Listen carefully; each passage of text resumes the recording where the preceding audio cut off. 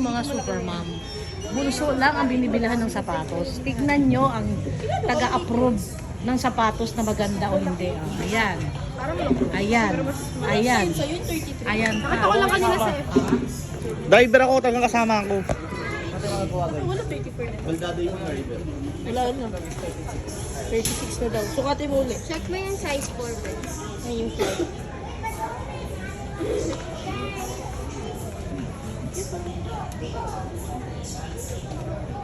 $33 lang.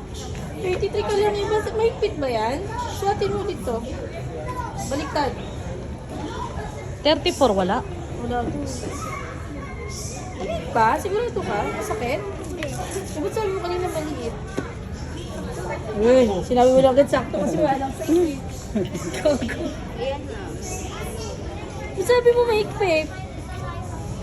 Isipin mo si Sasag niya ano Tupi mo yung pants mo. Ay, walk. Nakagawang socks mo yan. Walk. Yes. Sakit. Pakulik Kung bala ka, hindi ka mabibili ulit pag masakit yan. Wala bang size 34 niyan? Wala Ate? daw eh. May half size kayo? 33 and a half dun. wala. Anong size ba yung suot niya? 33. Ah, 33 na pala yan eh. Ano mo sa kanya? Sabi niya kanina masakit daw. Wala ko namin sabihin. Ha? Ha? Kulang. Ano? Sakto nga lang. We, nasa isang part na suwatin. Lakad mo. Hindi pa ba tingin? Lakad mo na din. Para malaman Ayun. kung masakit. Ha? Ayun, sukatin mo yun. Pressure siya. Ang Ang daming audience. Bubo ka na. Ang daming approval manager eh.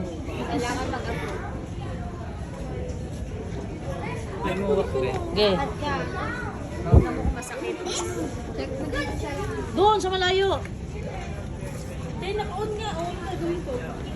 Ano? Saan? Hindi kasi baka kasi bago. Oh, tsaka wala nang kalyo yung paa niya dyan dahil matagal din nakasapatos, di ba? Masakit. Hindi, try mo yung 4. Ito kasi yung 4 eh.